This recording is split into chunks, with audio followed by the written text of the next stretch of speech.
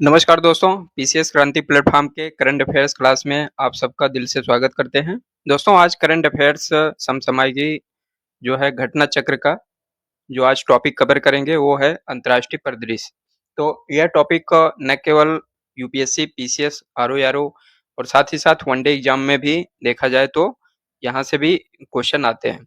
तो खासकर जो है ये टॉपिक यूपीएससी और पीसीएस के लिए ज़्यादा महत्वपूर्ण है और इस टॉपिक में हम जहाँ पे आपके मेंस के लिए जहाँ पे जैसा ज़रूरत होगा, वहाँ पे हम आपको बताएँगे कि कौन-सा कंटेंट, कौन-सा टॉपिक ज़रूरी है और जहाँ पे प्रीलिम्स के लिए जो ज़रूरी होगा कंटेंट, उसके बारे में भी आपको चर्चा करते चलेंगे। दोस्तों इसके पहले हमने राष्ट्रीय परिदृश्य टॉपिक इसी मैगज़ीन का कवर कर चुके हैं पिछले क्लास में, तो आप हमारे चैनल पर अगर नए हैं तो चैनल से जुड़ के आप पुराने क्लास को भी देख सकते हैं, ठीक है? तो चलिए हम अपने क्लास पे चलते हैं और अगर इस क्लास का अगर आप पीडीएफ लेना चाहते हैं, तो हमारे टेलीग्राम चैनल से जुड़ के आप जो है पीडीएफ भी प्राप्त कर सकते हैं, जिसका लिंक हम आपको डिस्क्रिप्शन में दे देंगे, ठीक है? तो चलिए अंतर्राष्ट्रीय परिदृश्य में देखते हैं क्या-क्या टॉपिक है। इसमें जो है वैश्विक राजनीति पे चर्चा करेंगे, सामाजिक घटनाओं, अंतर्राष्ट्रीय संगठनों और समाचार का जो है लेखा-जोखा जो है लेंगे।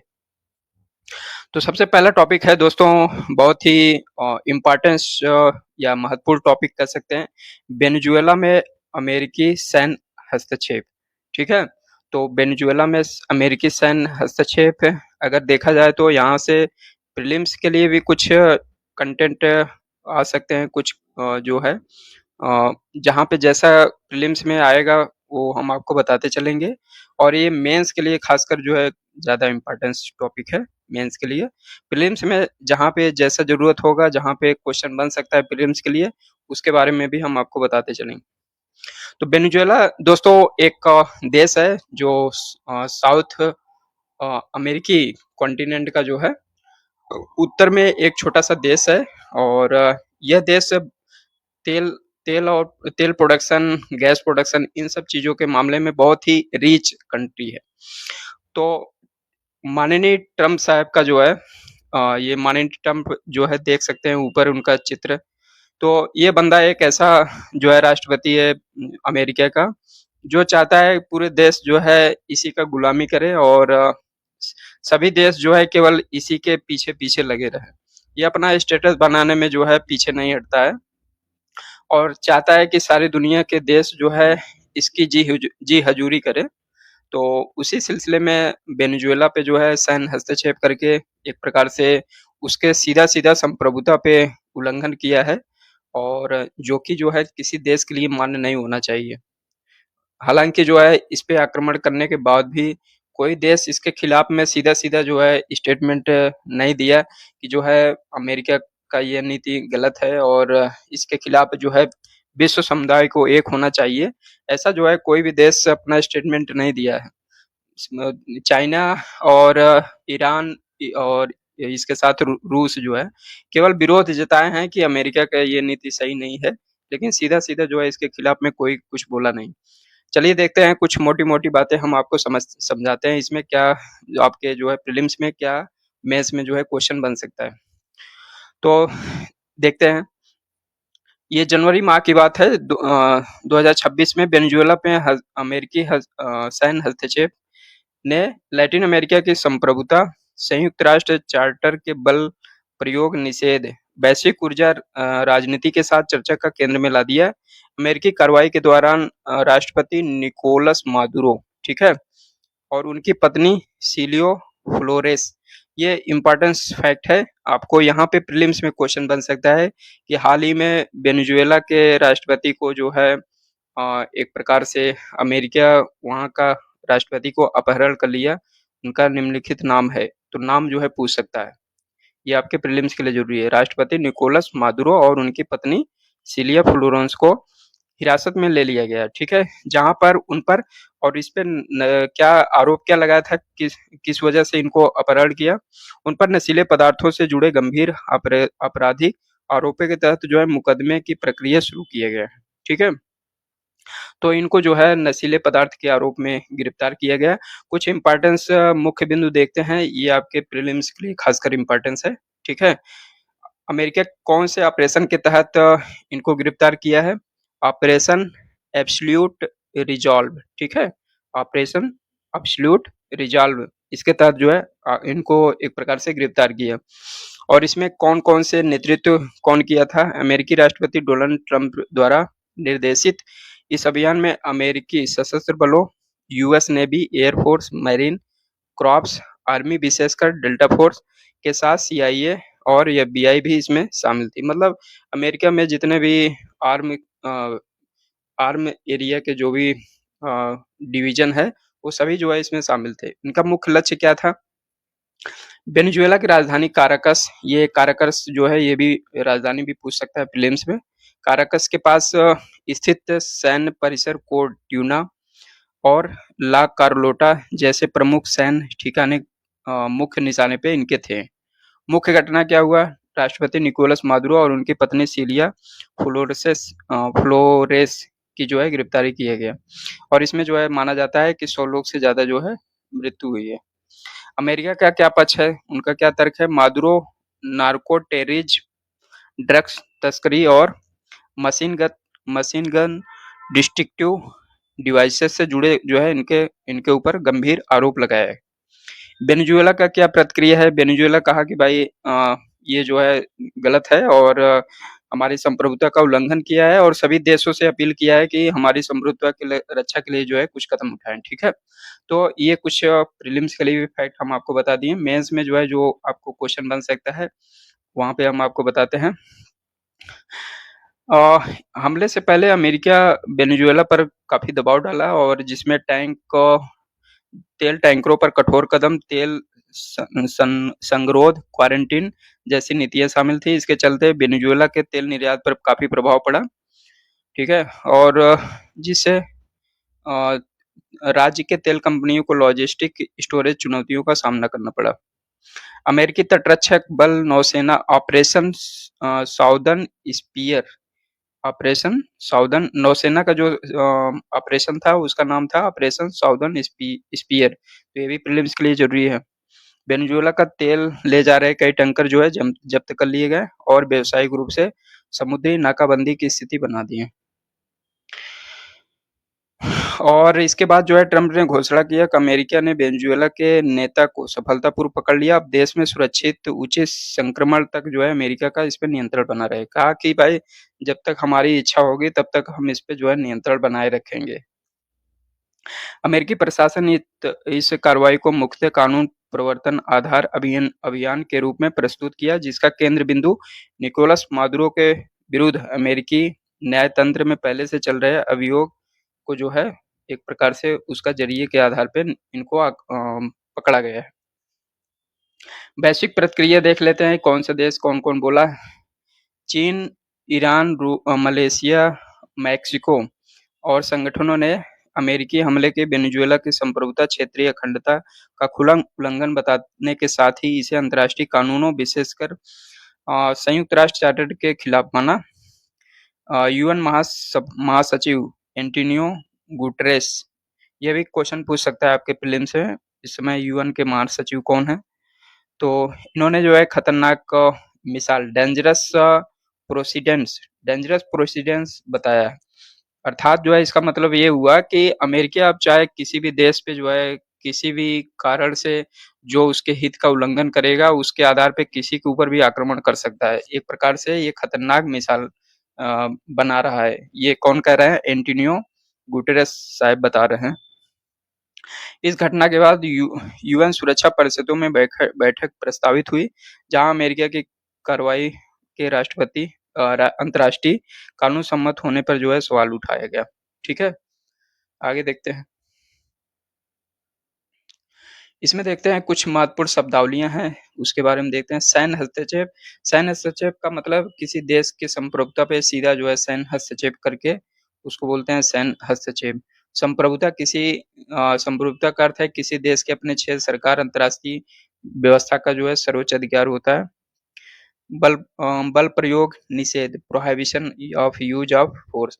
संयुक्त राष्ट्र चार्टर के 24 के तहत मूल नियम है जो दूसरे देश की क्षेत्रीय अखंडता, राजनीतिक स्वतंत्रता के विरुद्ध बल प्रयोग की धमकी से जो है रोकता है।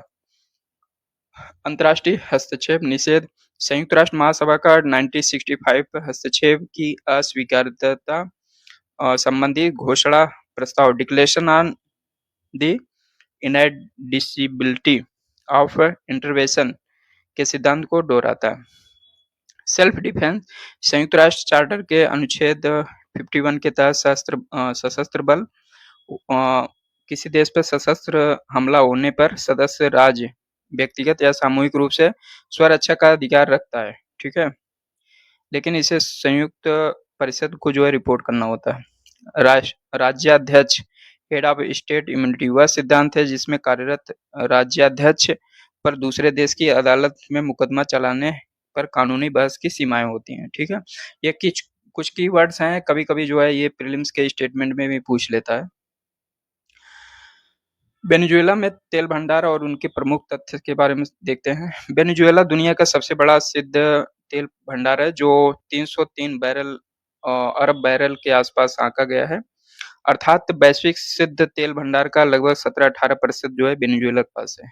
और वेनेजुएला खास बात यह है कि 1960 में ओपेक का संस्थापक सदस्य है, इसलिए तेल कीमत उत्पादन से जुड़ी वैश्विक राजनीति में उसका रणनीतिक महत्व रखता है। तो ये ओपेक का जो है कब स्थापित हुआ 1960 में, यहाँ से जो है प्रीलिम्स में भी क्वेश्चन पूछ सकता है आपसे, ठीक है? वेनेजुएला का अधिकतम अविकसित तेल ओरिनिको बेल्ट ओरिनिको जो है ये जैसे वेनेजुएला हो गया इस तरह से वेनेजुएला जो है दक्षिण अमेरिका का उत्तरी देश है। इस तरह से यहाँ पे वेनेजुएला हो गया, एक ओरिनिको नदी है। ओरिनिको नदी का जो एरिया है मतलब उसका जो बेसिन क्षेत्र है, वहाँ पे जो है तेल भंडार काफ़ी बड़ी मात्रा में पाया जाता है। जो उत्तर पूर्वी लगभग 21,000 वर्ग मील तक फैला है, ठीक है? आगे देखते हैं। तेल क्षेत्र और खासकर जो अमेरिका इसलिए मोटा-मोटा जो है ये नारकोटिक्स और ये ड्रग्स ये सब जो है बहाना है अमेरिका का। उसका मेन उद्देश्य है वेनेजुएला के तेल पे जो है एक प्रकार से अपना अधिकार करना, ठीक है?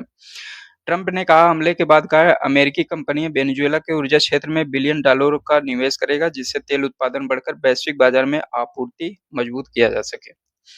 अमेरिकी योजना में वेनेजुएला के तेल निर्यात को पुनर्गठित कर अपनी सहयोगी देशों की ऊर्जा सुरक्षा सुनिश्चित करने के साथ चीन रूस को वेनेजुएला के प्रभाव को कमजोर करना भी शामिल है। अर्थात वेनेजुएला में जो है चीन और रूस का काफ़ी प्रभाव बढ़ गया था, तो अमेरिका जो है कहीं न कहीं उसको भी संतुलित करना चाह रहा है। नवीनतम घटना में अमेरिका ने कहा कि 30 30 से 50 मिलियन बैरल वेनेजुएला के कच्चे तेल के बाजार मूल्य पर बेचने की व्यवस्था के करीब है और उसे प्राप्त धन का वितरण वितरण पे जो है उसका नियंत्रण होगा। वेनेजुएला की आर्थिक व्यवस्था दोस्तों मुख्य रूप से केवल जो है एक प्रकार से तेल और पेट्रोलियम पदार्थों पे जो है निर्भर था। ठीक है? और इसमें जो है अमेरिकी एक प्रकार से उल्लंघन से अमेरिका के हस्तक्षेप से जो है उसका तेल काफ़ी निर्यात में जो है काफ़ी गिरावट आई जिससे अर्थव्यवस्था जो है काफ़ी दिक्कत होने लगी। 2025 के दौरान वेनेजुएला का तेल उत्पादन 9 लाख बैरल प्रतिदिन के आसपास बताया गया जो उच्चतम स्तर का जो है 1/4 भाग है। लगभग 80% भाग जो है इसका चीन को भेजता है, ठीक है? तो इस समय जो है वहाँ पे जब तेल निर्यात नहीं होगा, पैसा की कमी होगा, महँगाई आएगा, तो मुद्रा जो है मुद्रा का जो है एक प्रकार से अवमूल्यन होगा। तो इस तरह से महँगाई बढ़ेगी तो इन सब समस्या से जो है इस समय वेनेजुएला जूझ रहा है काफ़ी। 2025 में निजी क्षेत्र में कुछ ढील और तेल उत्पादन का आंशिक सुधार के कारण अर्थव्यवस्था में 5% से अधिक की वृद्धि अनुमानित की गई थी। लेकिन अमेरिकी दबाव और प्रतिबंधों, समुद्री नाकाबंदी से फिर से महँगाई और मुद्रा उन्मूलन मंदी जैसी स्थिति जो है उत्पन्न हो गया।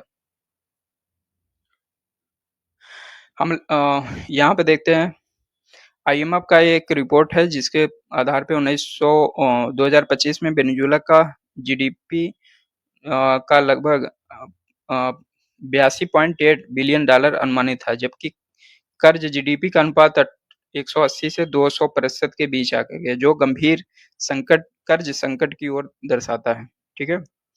हमले से संभावित दीर्घकालीन प्रभाव इससे क्या होगा? लैटिन अमेरिका में शक्ति संतुलन पर प्रभाव पड़ेगा बिल्कुल। जो है लैटिन अमेरिका वैसे भी जो है अविकसित देश और विकासशील देश की श्रेणी में कुछ आते हैं।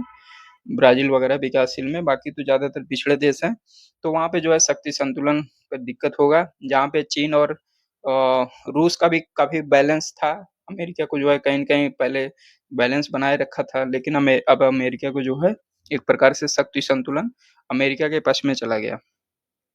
यूएन आधारित व्यवस्था पे जो है चुनौती होगा। यूएनओ जो है दोस्तों, यूएनओ का सबसे बड़ा काम है कि पूरे देश में सुरक्षा व्यवस्था को जो है कायम करना और अनुशासन, नियम, कानून के आधार पे चलने के लिए उसको जो है बढ़ावा देना। लेकिन ये यूएन जो है इस समय ये भी एक प्रकार से फेलियर की दिशा में जा रहा है, क्योंकि सबसे बड़ा देश और सबसे पावरफुल देश अमेरिका है, और अमेरिका जो है जैसा इस समय बोल रहा है, जैसा चाह रहा है वैसा ही हो रहा है, और यूएन जो है इसमें कुछ भी नहीं कर पा रहा है। तो एक प्रकार से यूएन आधारित व्यवस्था पे भी चुनौती पड़ रहा है। तेल बाज़ार पे भी संकट आ गया। तेल बाज़ार जो है संकट आ गया, क्योंकि ये वेनेजुएला ओपेक देश का जो है एक मेंबर भी था, और काफ़ी बड़े मात्रा में जो है दूसरे देशों को तेल निर्यात भी करता था। तो अब इस पे अमेरिका का कब्ज़ा हो गया, तो ज़ाहिर-सी बात है तेल में जो है उनके मूल्यों पे दिक्कत उछाल आएगा। एक प्रकार से जो है बाज़ार व्यवस्था में तेलों की कीमत में जो है बढ़ोतरी हो जाएगी। चीन अमेरिका प्रतिस्पर्धा, तो ज़ाहिर-सी बात है चीन को अगर आप वहाँ से निकालेंगे तो चीन भी जो है कुछ न कुछ अपना जो है गेम करेगा। तो एक प्रकार से भू-राजनीतिक प्रतिस्पर्धा को जन्म दे रहा है। घरेलू राजनीतिक अस्थिरता, तो मादुरो की गिरफ्तारी के बाद सत्ता परिवर्तन, वहाँ पे लोकल लीडर भी अभी ऐसा कोई लीडर भी नहीं दिख रहा है जो जो है पूरे सत्ता को अच्छे से सँभाल सके, और अमेरिका चाहेगा भी नहीं कि जो है अभी वहाँ पे कुछ शांति व्यवस्था बना रहे, क्योंकि वो चाह रहा है कि पूरा कब्ज़ा जो है उसका सिस्टम पे हो जाए, और वो पूरा जो है अपना एक प्रकार से उसके तेल पे जो है अपना नियंत्रण बनाए रखे। इसलिए चुनाव वगैरह इन सब चीज़ों को जो है कराने के ज़्यादा वो जल्दबाज़ी में अमेरिका नहीं है, ठीक है? तो यह पूरा घटनाक्रम जो है वेनेजुएला को सिर्फ़ एक संसाधन संपन्न राज्य नहीं, बल्कि अंतर्राष्ट्रीय राजनीति, सुरक्षा, ऊर्जा सुरक्षा, संप्रभुता, आर्थिक संकट के जटिल चौराहे के रूप में सामने लाता है। वेनेजुएला प्रकरण ने दिखा दिया है कि तेल संपदा, राजनीतिक वैधता, ड्रग्स निरोध नीति और अंतर्राष्ट्रीय कानून एक ही संकट में कैसे टकरा सकते हैं। तो यह दोस्तों बहुत ही अ, एक प्रकार से कह सकते हैं कि पूरे अंतर्राष्ट्रीय व्यवस्था के लिए जो है बहुत ही बड़ा संकट है। अभी अमेरिका जो है इस पे कब्ज़ा कर लिया, अब कल को जो है ग्रीनलैंड को भी अपना कब्ज़ा करने का प्रयास कर रहा है। तो इससे पूरे विश्व व्यवस्था में एक प्रकार से हलचल मच गया है, और यूरोपीय देश जो इसके साथ जुड़े हैं, अब यूरोपीय देश भी जो है इसको शक की निगाह से देख रहे हैं। ठीक है? अगला टॉपिक देखते हैं। भारत बना किम्बरली प्रोसेस का अध्यक्ष। ये वेरी वेरी इंपॉर्टेंस फैक्ट है। ये आपके खासकर जो है प्रीलिम्स के लिए इम्पोर्टेंस है। यहाँ से जो है आईएएस में भी क्वेश्चन पूछ चुका है। आईएएस में जो है 2000 शायद 22 या 23 में जो है क्वेश्चन आ चुका है यहाँ से। इसमें देखते हैं, अंतर्राष्ट्रीय हीरा व्यापार में नैतिकता और पारदर्शिता सुनिश्चित करने वाले संयुक्त राष्ट्र समर्थित प्रमुख बहुपक्षीय मंच किम्बरले प्रोसेस में भारत को 2026 हेतु नेतृत्व की जिम्मेदारी मिली। यह जिम्मेदारी भारत की बढ़ती कूटनीति आर्थिक शक्ति का प्रतीक है, विशेष रूप से ऐसे समय जब विश्व वैश्विक हीरा व्यापार भू-राजनीतिक तनाव और नैतिक सोर्सिंग की मांग के दौर से गुजर रहा है। तो किम्बरले प्रोसेस के बारे में थोड़ा-सा एक बार देख लेते हैं, और ये प्रीलिम्स के लिए खासकर इम्पोर्टेंस है। किम्बरले प्रोसेस एक त्रिपक्षीय अंतर्राष्ट्रीय पहल है, जिसमें विभिन्न देशों की सरकारें, अंतर्राष्ट्रीय हीरा उद्योग और नागरिक समाज जो है इसमें शामिल होते हैं, ठीक है? कौन-कौन शामिल होते हैं? भिन्न देशों की सरकारें, अंतर्राष्ट्रीय हीरा उद्योग और नागरिक समाज। इसका उद्देश्य क्या है? संघर्ष हीरों, या जिन्हें अक्सर ब्लड डायमंड कहा जाता है, अवैध व्यापार को जो है रोकना इसका मुख्य उद्देश्य है। ये कच्चे हीरे, रफ डायमंड होते हैं, जिनका उपयोग विद्रोही समूह द्वारा वैध सरकारों के खिलाफ इनका यूज़ करके एक प्रकार यूज़ किया जाता है। इस प्रक्रिया के तहत किम्बरले प्रोसेस प्रमाणन योजना को संयुक्त राष्ट्र के प्रस्ताव के आधार पर 1 जनवरी 2003 को लागू किया गया था। यह प्रस्ताव 2000 की फाउलर रिपोर्ट के आधार पर लाया गया था। इस योजना के अंतर्गत कच्चे हीरो की प्रत्येक खेप के साथ निर्यातक देश की अधिक सरकारी कस्टम इकाई द्वारा जारी वैध केपी प्रमाण पत्र होना अनिवार्य है, जो यह पुष्टि करता है कि हीरे संघर्ष मुक्त हैं। मतलब कि वो ऐसे क्षेत्र से हीरा आ रहा है जहाँ पे जो है कोई विद्रोही गुट उसको जो है स्मगलिंग नहीं कर रहा है उसको।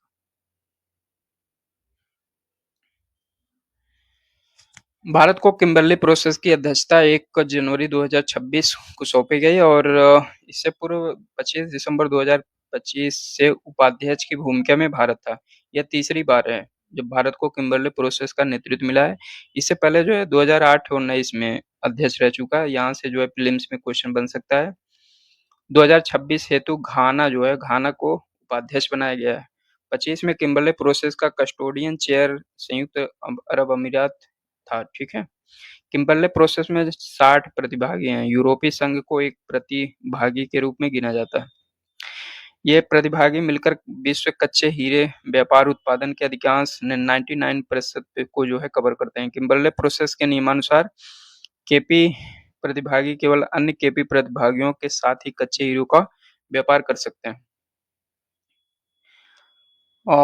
किम्बरले प्रोसेस के सदस्य वर्ष में 2 बार प्लेनरी मिलते हैं। अध्यक्षता सामान्यतः वार्षिक रोटेशन पर होती है और निर्णय सर्वसम्मति से जो है होता है। 2022 में बोत्सवाना को किम्बरले प्रोसेस के सचिवालय के मेजबान के रूप में स्वीकृति मिली है और 2024 में गैब्रो गो गोबोरोन गोबोरोन बोत्सवाना में केपी सचिवालय का उद्घाटन हुआ। तो केपी का उद्घाटन सचिवालय कहाँ पे है? ये बोत्सवाना में है। ठीक है। और बोत्सवाना जो है हीरा का बहुत बड़ा भंडार वाला देश है। तो यहाँ से भी जो है क्वेश्चन आपका प्रीलिम्स में आ चुका है, आईएएस में ही। तो मैचिंग के लिए आया था कि कौन सा देश एक तरफ कौन-कौन से देश हीरा भंडार के देश हैं और एक दूसरी तरफ देश का नाम दिया था। तो उसमें एक ऑप्शन ए भी था, बोत्सवाना। किम्बरले प्रोसेस का मुख्य उपकरण प्रामाणीकरण आधारित व्यवस्था है, जिसमें देश को अपने स्तर पर नियम कानून बनाकर कच्चे हीरो की आपूर्ति श्रृंखला की निगरानी करना है। अंतर्राष्ट्रीय तंत्र विकसित हुआ जिससे स्वच्छ, क्लैन, संघर्ष मुक्त हीरो में उपभोक्ता विश्वास बढ़ाने की कोशिश होती है। किम्बरले प्रोसेस एक छलनी की तरह काम करता है, जिसे इस तरह डिजाइन किया गया है कि केवल स्वच्छ नैतिक हीरे ही बाजार तक पहुंच सके, जबकि संघर्ष और खून से सने अवैध हीरो को बाहर ही रोक दिया जाए। भारत को किम्बरले अध्यक्षता के रूप में क्या प्राथमिकताएं भारत का रहेगा? भारत जो है इसमें गवर्नेंस अनुपालन को मजबूत करने का प्रयास करेगा। डिजिटल सर्टिफिकेशन और ट्रेसेबिलिटी का उन्नयन, जिससे सिस्टम में विश्वसनीयता का और जवाबदेहिता बढ़ सके। डाटा आधारित निगरानी को जो है मजबूत करेगा। संघर्ष युक्त हीरो में उपभोक्ता का विश्वास बढ़ाएगा भारत। सभी पर्यवेक्षकों के साथ मिलकर नियम आधारित अनुपालन किम्बरले प्रोसेस की विश्वसनीयता को सुदृढ़ करेगा। भारत में वाणिज्यिक मंत्रालय के अंतर्गत export product gems and jewellery division Kimberley process प्रमाणन योजना के क्रियान्वयन का जो है नोडल एजेंसी है। ठीक है। वित्त मंत्रालय का export product jewels and jewellery division जो है इसका नोडल एजेंसी है। भारत की अध्यक्षता इसलिए महत्वपूर्ण है क्योंकि भारत जो है दुनिया का 90% कच्चे हीरो की कटिंग पॉलिश करता है। ये स्टेटमेंट बहुत इंपॉर्टेंस है। ये स्टेटमेंट प्रीलिम्स में फैक्ट पूछ सकता है। भारत का किम्बरले प्रोसेस नेतृत्व ऐसे समय में आया जब रूस यूक्रेन युद्ध के कारण रूसी हीरो पर प्रतिबंध, जो विश्व का जो है 30% उत्पादन करता है, आपूर्ति करता है, और मानवाधिकार जैसे संवेदनशील मुद्दे ने किम्बरले प्रोसेस की भूमिका को जटिल बना दिया। ठीक है। तो ये वेरी इंपॉर्टेंट टॉपिक था। अगला टॉपिक देखते हैं। इजराइल द्वारा सोमालीलैंड को जो है मान्यता दिया गया। सोमालिया जो है देश है जो अरब सागर और क्या नाम से लाल सागर, ये लाल सागर है और अरब सागर, ये इधर वाला पूरा क्षेत्र अरब सागर है और ये सोमालिया जो है यहाँ से लेके यहाँ तक पूरा ये सोमालिया है। ठीक है। और यहाँ पे इसके इधर जो है केन्या है, इधर इथोपिया है और यहाँ बगल में जो है देख सकते हैं इट्रिया और यहाँ पे छोटा सा एक देश है जिबूती। ठीक है। तो किसको मान्यता दी है? सोमालीलैंड। सोमालीलैंड जो है ये पूरा बताएँ आपको सोमालिया था और सोमालीलैंड जो है यहाँ से यहाँ तक है। ये वाला पूरा क्षेत्र जो है, ये वाला पूरा क्षेत्र सोमालीलैंड है, ठीक है? ये अपने आप को स्वतंत्र मानता है। हालाँकि सोमालिया जो है इसको संप्रभुता या पूरा इसको अधिकार नहीं दिया है। सोमालिया इसको अपना क्षेत्र मानता है, लेकिन सोमालीलैंड के लोग इसको जो है अपने आप को स्वतंत्र देश के रूप में मानते हैं। तो इज़राइल जो है इसको एक प्रकार से मान्यता दे दिया कि सोमालिया भी जो है एक देश है। इज़राइल ने सोमालीलैंड को मान्यता देते हुए एक अभूतपूर्व कूटनीतिक कदम उठाया जो हॉर्न ऑफ अफ्रीका। तो ये सोमालिया जो है हॉर्न ऑफ अफ्रीका क्षेत्र का जो है एक मेंबर भी है। क्षेत्र की जटिल भू-राजनीति को नया मोड़ दे सकता है। यह पहली बार है जब किसी संयुक्त राष्ट्र सदस्य देश ने सोमालीलैंड को मान्यता दी। इसलिए यह कदम सोमालीलैंड विवाद, लाल सागर, अदन की खाड़ी सुरक्षा, मध्य पूर्व अफ्रीका कूटनीति को एक साथ प्रभावित कर सकता है। 25 दिसंबर 2025 को इज़राइल ने सोमालीलैंड को स्वतंत्रता संप्रभु राष्ट्र के रूप में औपचारिक मान्यता दे दिया है।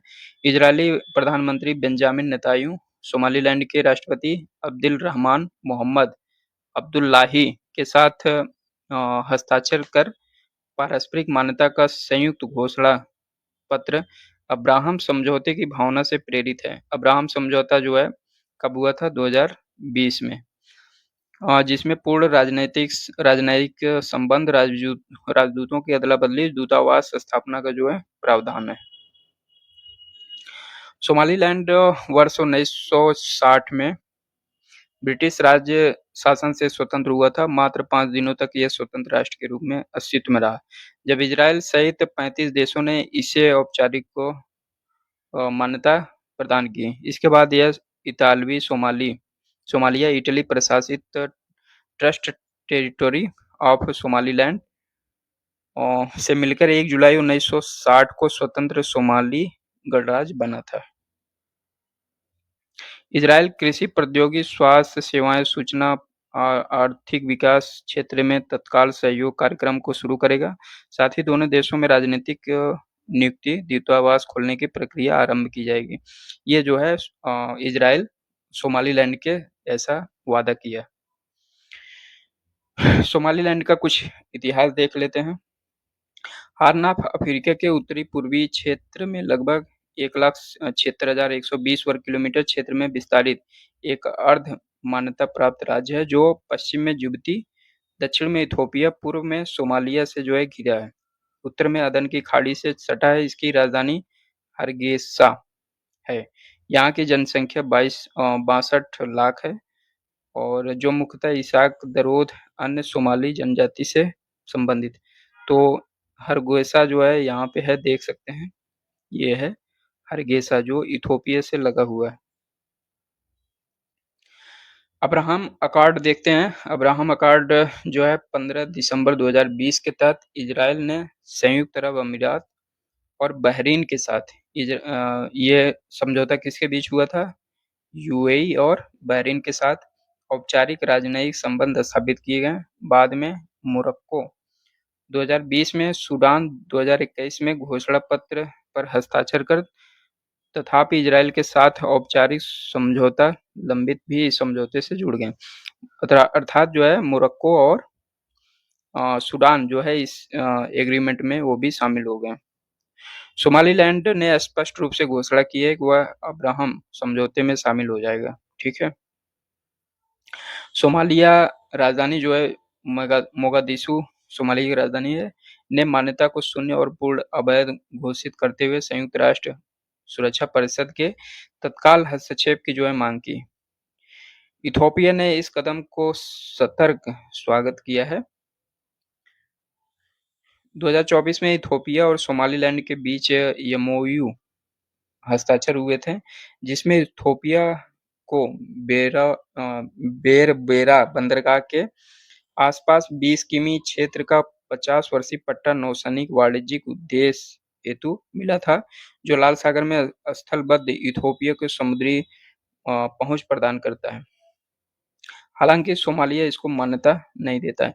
तो बेरबेरा जो है एक बंदरगाह है, यहाँ पे देख सकते हैं। बेरबेरा आपको दिखाते हैं, यहाँ पे है। यहाँ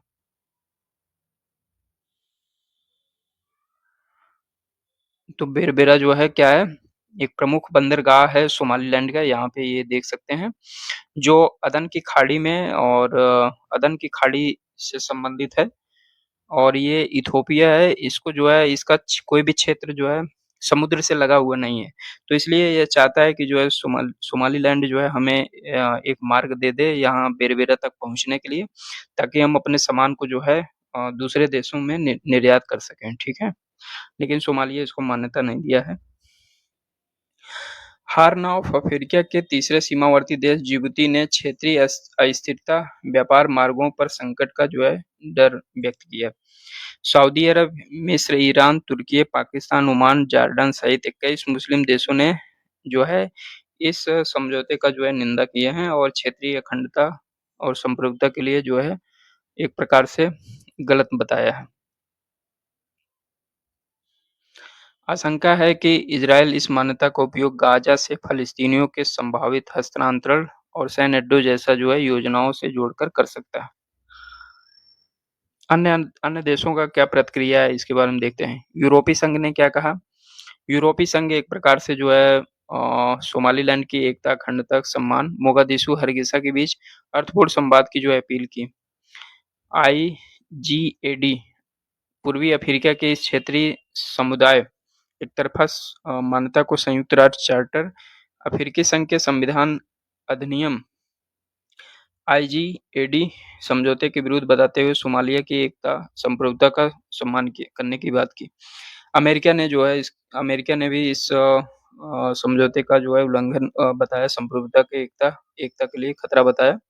ब्रिटेन सरकार ने बोला कि सोमालीलैंड को स्वतंत्र राज्य के रूप में मान्यता नहीं देता। सोमालिया की अखंडता का जो है समर्थन करता है। चीन ने भी इसी तरह से जो है स्टेटमेंट दिया। सोमालीलैंड की राजनीतिक स्थिति क्या है? सोमालीलैंड राजनीतिक स्थिति अदन की खाड़ी में है, जो लाल सागर स्वेज नहर के व्यापार मार्ग को नियंत्रित करती है, जिसे इजराइल को जिससे इजराइल को यमन के हूती विद्रोहियों पर निगरानी, हिंद महासागर में सैन्य आर्थिक विस्तार को जो है महत्वपूर्ण अवसर मिलेगा।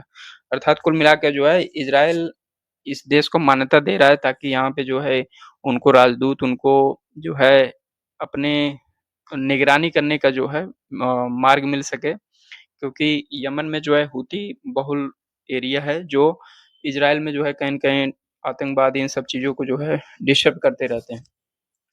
तो इजराइल चाह रहा है कि यहाँ से जो है हम अपना संबंध बना के इस देश से अपना जो है निगरानी कर सकते हैं। ठीक है? इसी पृष्ठभूमि में स्थलबद्ध इथोपिया द्वारा समुद्री पहुँच तलाशना, सोमालिलैंड के साथ तटीय पहुँच संबंधी समझौता इस पूरे घटनाक्रम को संवेदनशील बनाता है। सोमालिलैंड लंबे समय से प्रशासन चलाने वाला क्षेत्र है। अधिकांश क्षेत्र संस्थाएँ इसे सोमालिया की क्षेत्रीय अखंडता के दृष्टिकोण से देखती हैं। ठीक है? अगला टॉपिक देखते हैं।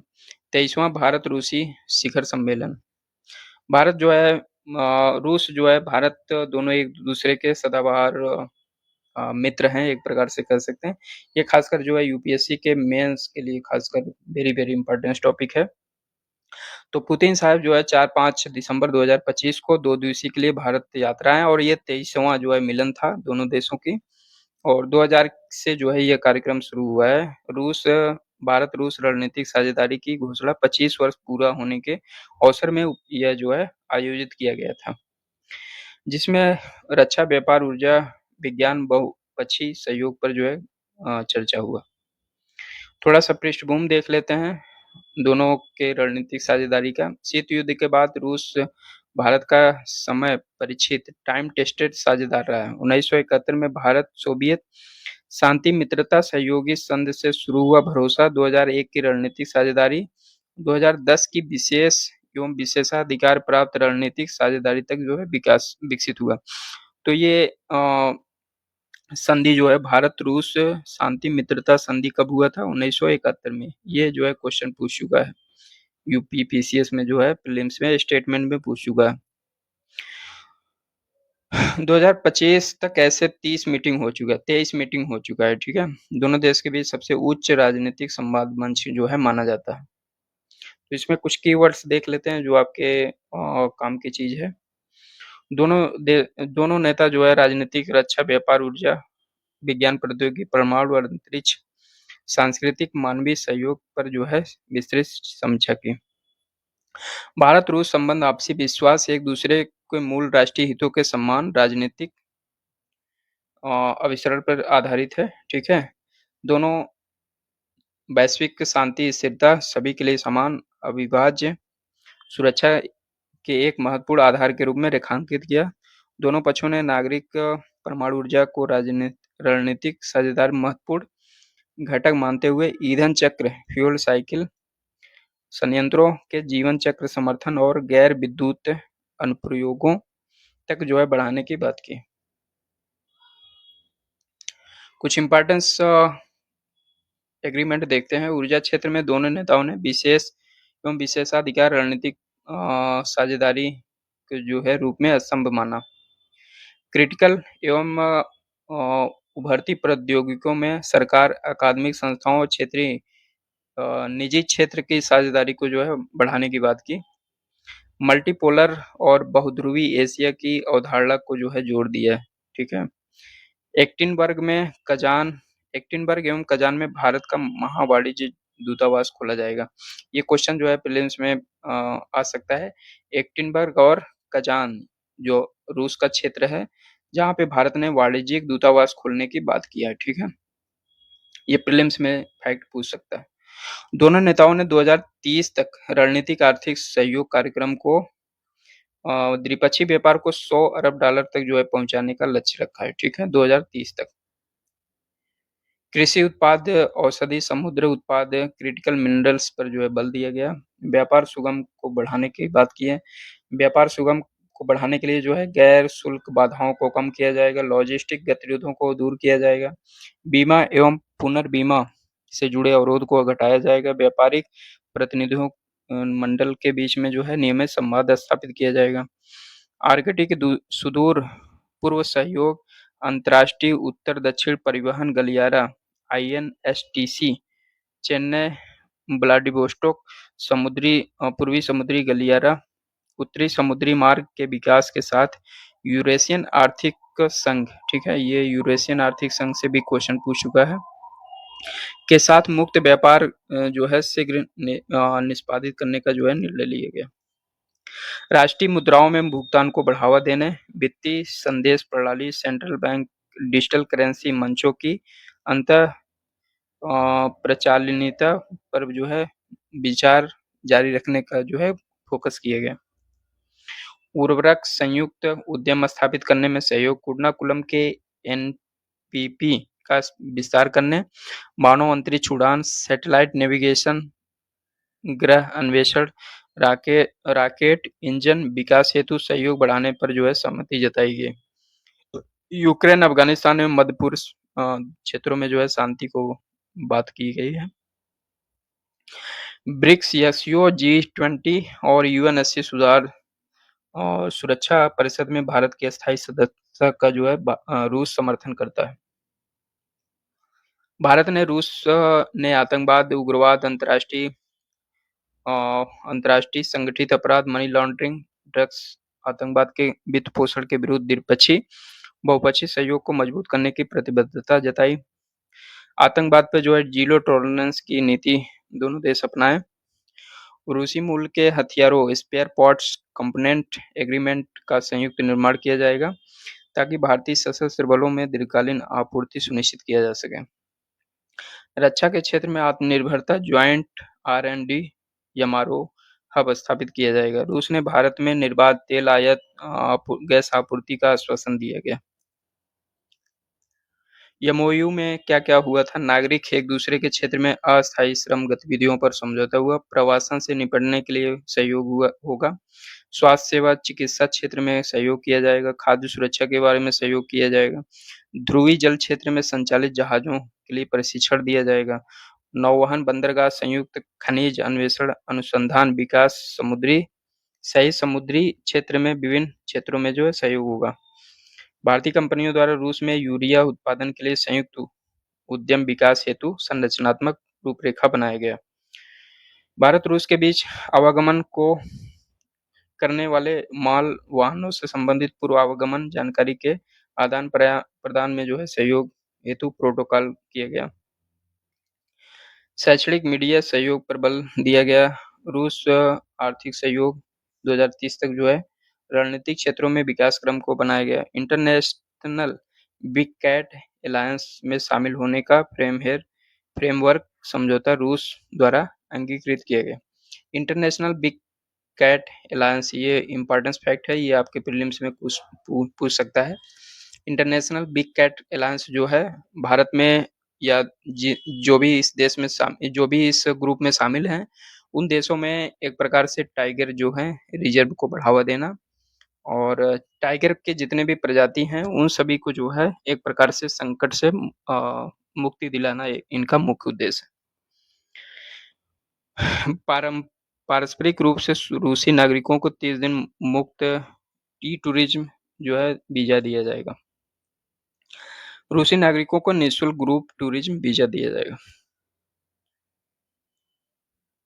अगला टॉपिक, प्रधानमंत्री नरेंद्र मोदी की 3 देशों की यात्रा किया गया। ठीक है, तो 3 देशों की यात्रा में जो है जॉर्डन, इथोपिया और ओमान की जो है दिसंबर 2025 की यात्रा पश्चिम एशिया अफ्रीकी नीति को नई गति देने वाला समन्वित कूटनीति पहल जो है माना जाता है, जिसमें ऊर्जा सुरक्षा, जल प्रबंधन, डिजिटल पब्लिक इंफ्रास्ट्रक्चर, व्यापार, निवेश, रक्षा, समुद्री सुरक्षा, संयुक्त राष्ट्र शांति स्थापना, लोगों के बीच संपर्क को बढ़ावा, मुक्त व्यापार समझौते जैसे प्रमुख ठोस समझौते का विस्तृत रोड मैप तैयार किया गया। ठीक है, जिससे भारत की ग्लोबल साउथ नेतृत्व की भूमिका हिंद महासागर से लेकर अरब सागर तक जो है सामरिक साझेदारी को जो है मजबूत हुआ।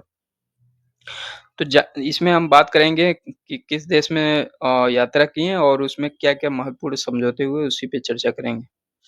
तो जॉर्डन के जो नेता हैं आपके किंग अब्दुल्ला द्वितीय के साथ जो है शिखर वार्ता में द्विपक्षीय स्थिरता, विशेषकर गाजा की मानवीय स्थिति पर चर्चा हुआ और संवाद को समाधान आधारित समर्थन को दोहराया गया।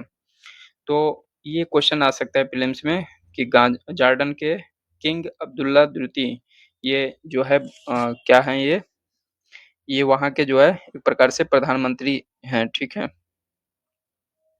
और जॉर्डन की राजधानी क्या है? अम्मान। ठीक है, ये क्वेश्चन प्रीलिम्स में आ सकता है। दोनों देश के बीच में रक्षा सुरक्षा, आतंकवाद रोधी सहयोग, उर्वरक आपूर्ति, कृषि, नवीकरण ऊर्जा, डिजिटल टेक्नोलॉजी, पर्यटन, शिक्षा, इन सब चीज़ों में जो है समझौता हुआ। डिजिटल ट्रांसफॉर्मेशन और डीपीआई पर सहयोग बढ़ाने की बात की गई। भारत ने आतंकवाद, कट्टरपंथ के खिलाफ जॉर्डन की भूमिका की सराहना करते हुए रेडिकलाइजेशन और काउंटर टेररिज्म के क्षेत्र में व्यापारिक सहयोग और बढ़ाने पर जोर दिया गया। भारत ने जॉर्डन की international solar alliance, coalition for disaster resilient infrastructure, global biofuels alliance में जो है शामिल करने की इच्छा को जो है स्वागत किया। ठीक है, तो आईएसए सोलर अलायंस का जो है सचिवालय भारत में है, गुड़गांव में, और collision for disaster resilient infrastructure, तो ये जो है डिजास्टर से संबंधित ऑर्गेनाइजेशन है। अगला देखते हैं कुछ पॉइंट्स इंपॉर्टेंट। तो ये हो गया जॉर्डन और इथोपिया के जो है यात्रा किए 16 से 17 दिसंबर। तो यहाँ के जो है जॉर्डन इथोपिया के एक प्रकार से प्रधानमंत्री जो हैं अबी अहमद अली, तो ये आपके प्रीलिम्स में पूछ सकता है। इथोपिया के प्रधानमंत्री, मैचिंग के लिए जो है क्वेश्चन आता है अफ्रीकी देशों से, खासकर जो है अफ्रीकी देश या मध्य एशियाई देश के जो वहाँ के राष्ट्रपति या प्रधानमंत्री हैं, यहाँ से कई बार क्वेश्चन आता है आपको मैचिंग के लिए। तो यहाँ पे जो है इथोपिया के जो प्रधानमंत्री हैं, वहाँ का सर्वोच्च नागरिक पुरस्कार ग्रेट ऑनर्स निशान ऑफ इथोपिया जो है प्रदान किया। प्रधानमंत्री, भारत के प्रधानमंत्री को ग्रेट ऑनर निशान ऑफ इथोपिया जो है प्रदान किया। ये वेरी वेरी इंपॉर्टेंट फैक्ट है आपके प्रीलिम्स के लिए। प्रधानमंत्री मोदी ने इथोपियाई संसद के संयुक्त सत्र को संबोधित करते हुए अफ्रीकी संघ G20 में अस्थायी सदस्यता के समर्थन को पुनः रेखांकित किया और ग्लोबल साउथ की आवाज को मजबूत करने के लिए भारत और अफ्रीकी देशों की साझा भूमिका को जो है जोर दिया। मोदी ने इथोपियाई प्रधानमंत्री को भारत में प्रस्तावित एआई इम्पैक्ट समिट फरवरी 2026 में और आगामी ब्रिक्स शिखर सम्मेलन में जो है आमंत्रित भी किया। ठीक है, 2026 में ब्रिक्स का सम्मेलन भारत में किया जाएगा। ये वेरी वेरी इंपॉर्टेंट फैक्ट है। हस्ताक्षरित घोषित दस्तावेज में क्या किया गया? रणनीतिक साझेदारी पर जोर दिया जाएगा, डाटा सेंटर स्थापित किया जाएगा, संयुक्त राष्ट्र मिशन शांति में जो है दोनों देश सहयोग करेंगे, ऋण पुनर्गठन पे जो है चर्चा हुआ।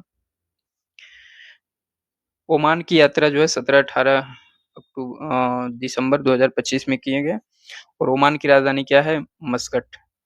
देश और कैपिटल भी जो है दोस्तों पूछता है एग्जाम में, यूपीएससी और पीसीएस दोनों में पूछता है। तो इससे जो है जो देश याद करिए, जिस देश में भारत का संबंध काफी तेजी से बढ़ता है तो उस देश के संबंध में जो है ज्यादातर क्वेश्चन आने की संभावना बढ़ जाती है। तो ओमान के बारे में देखते हैं। भारत ओमान व्यापक आर्थिक साझेदारी समझौता सीपा हस्ताक्षरित होना इस यात्रा का जो है मुख्य परिणाम रहा है। तो ऐसे क्वेश्चन पूछ सकता है, हाल ही में किन देशों के बीच सीपा समझौता किया गया? तो उसमें जो है कई ऑप्शन दे सकता है, ओमान, जॉर्डन, इथोपिया, इस तरह से ऑप्शन बना सकता है। तो ये वेरी वेरी इंपॉर्टेंट फैक्ट है ये आपके प्रीलिम्स के लिए। ठीक है, ओमान के सुल्तान हाइतम बिन तारिफ ने एक औपचारिक समारोह में प्रधानमंत्री नरेंद्र मोदी को ओमान का सर्वोच्च नागरिक सम्मान order of Oman first class जो है, ये ओमान भी जो है अपने देश का जो सर्वोच्च पुरस्कार है उसको जो है भारत के प्रधानमंत्री को दिया। ओमान के विजन 2014 और भारत के विकसित भारत 2047 के बीच सिनर्जी को रेखांकित किया गया, जिसमें दीर्घकालीन सहयोग के नए क्षेत्र खुलते हैं।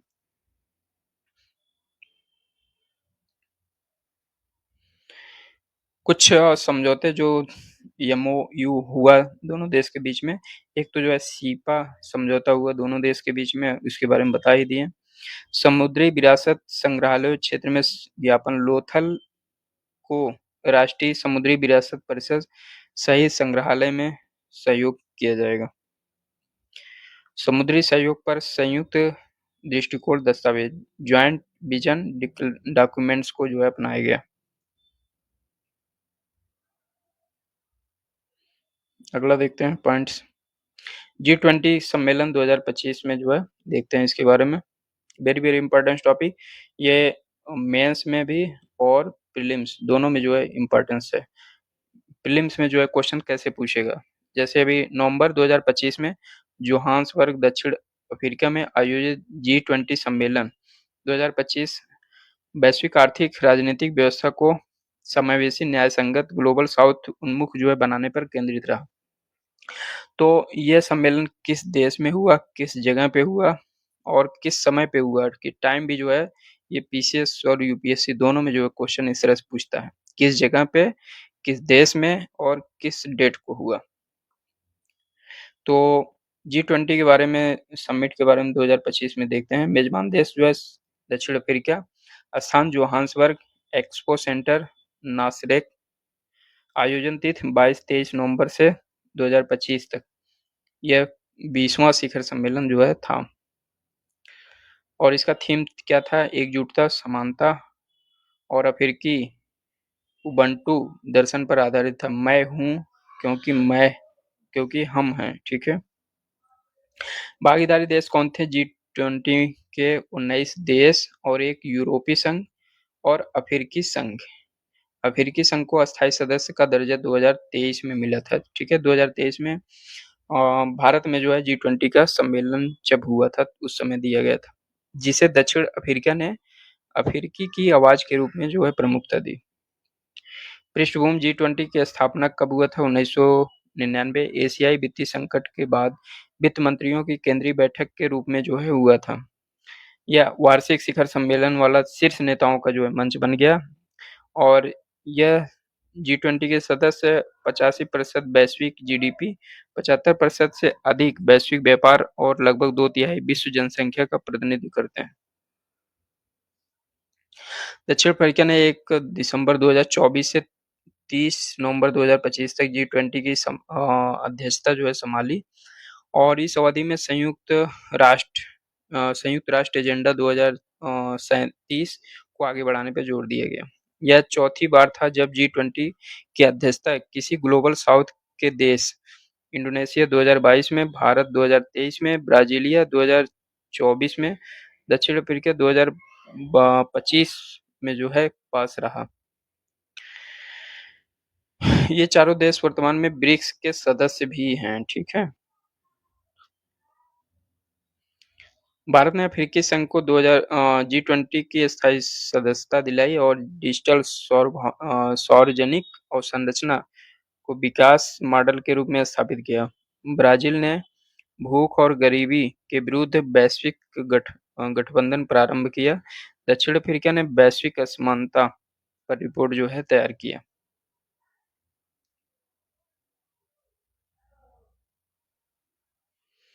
अमेरिकी डोनाल्ड ट्रंप जो है अमेरिका के राष्ट्रपति जो है क्या नाम से इस शिखर सम्मेलन में जो है अपने आप को पार्टिसिपेशन से मना कर दिया और एक प्रकार से उसका कारण बताते हैं कि अफ्रीका में जो है गोरे अल्पसंख्यक किसानों के विरुद्ध जो है कथित नरसंहार, भूमि जब्ती, नस्लवाद का निराधार जो है एक प्रकार से आरोप लगाया अफ्रीका के ऊपर। रूस के राष्ट्रपति भी जो है इस सम्मेलन में नहीं आ पाए थे। चीन, अर्जेंटीना, मेक्सिको, इंडोनेशिया, सऊदी अरब इन देशों के राष्ट्राध्यक्षों ने व्यक्तिगत रूप से उपस्थिति नहीं दी, ठीक है?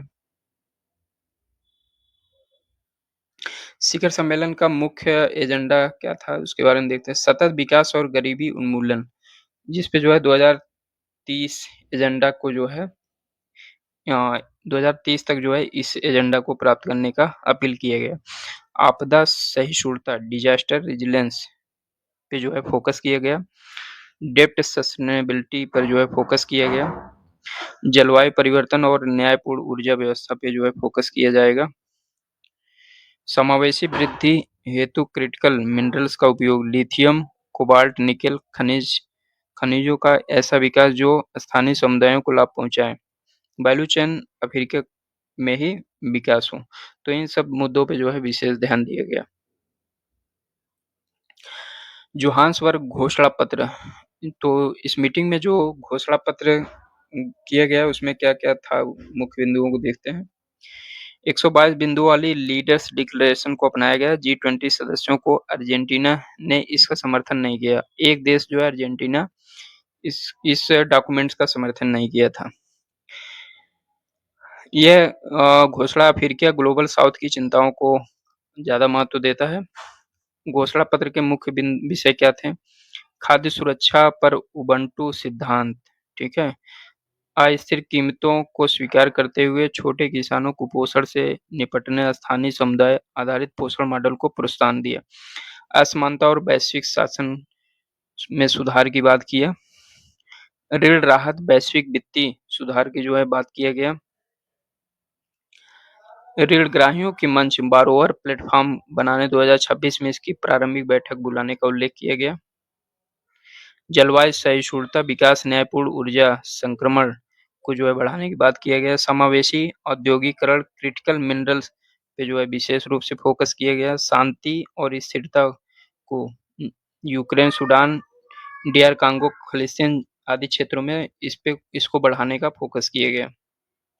डिजिटल परिवर्तन और एआई पे जो है फोकस किया गया। Global alliance against hunger and poverty जो कि ब्राज़ील जो है 2024 में इसको पहल किया था। इस गठबंधन 2025 में आगे बढ़ाने पर सहमति भी जताई गई है। अफ्रीका केंद्रित पहलों में एआई इनिशिएटिव फॉर अफ्रीका 2030 तक जी20 अफ्रीकी एंगेजमेंट फ्रेमवर्क प्रमुख रहे। भारत की भूमिका क्या रहा इसमें? भारत ने क्या-क्या इसमें प्रस्ताव रखा?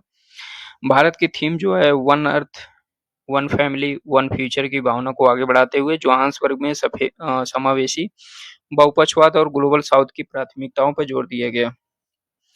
भारत ने ग्लोबल ट्रेडिशनल नॉलेज रिपोजिटरी और जी20 Africa skill multiplier, global health care response team, open satellite का data partnership, critical minerals circulatory और ड्रग्स टेरर नेक्सस पर जो है प्रमुख फोकस रहा। इस सम्मेलन के इतर भी जो है कुछ और भी सम्मेलन हुए थे, जैसा कि इब्सा। ये जो है आपके खासकर जो है प्रीलिम्स और मेंस दोनों के लिए ये इम्पोर्टेंस है, ठीक है? इब्सा के बारे में देखते हैं। यह एक प्रकार से इंडिया, ब्राज़ील और साउथ अफ्रीका, कौन-कौन से देश? इंडिया, ब्राज़ील और साउथ अफ्रीका के डायलॉग फोरम है, जो 2003 में ब्राज़ीलिया घोषणा से जो है प्रारंभ हुआ था। तीनों बड़े लोकतांत्रिक विकासशील देशों के बीच समन्वय और त्रिपक्षीय मंच का जो है बनाया गया। 2025 में इब्सा नेताओं की बैठक जी20 जोहान्सबर्ग शिखर सम्मेलन के इतर आयोजित किया गया था। एजेंडा क्या था? दक्षिण-दक्षिण सहयोग को मजबूत करना, ठीक है? दक्षिण-दक्षिण सहयोग को मजबूत करना, यूएनएससी सुधार, जलवायु सहिष्णु कृषि, डिजिटल नवाचार, ग्लोबल साउथ की आवाज को संयुक्त रूप से उठाना। भारत के प्रस्ताव क्या थे? भारत के राष्ट्रीय सुरक्षा सलाहकार एनएसए स्तर पर नियमित संवाद को जो है संस्थागत बनाने का सुझाव दिया गया।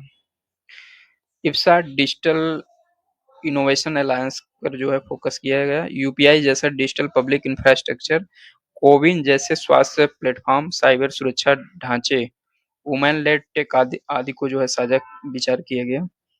IBSA fund climate resilience agriculture को जो है फोकस किया गया।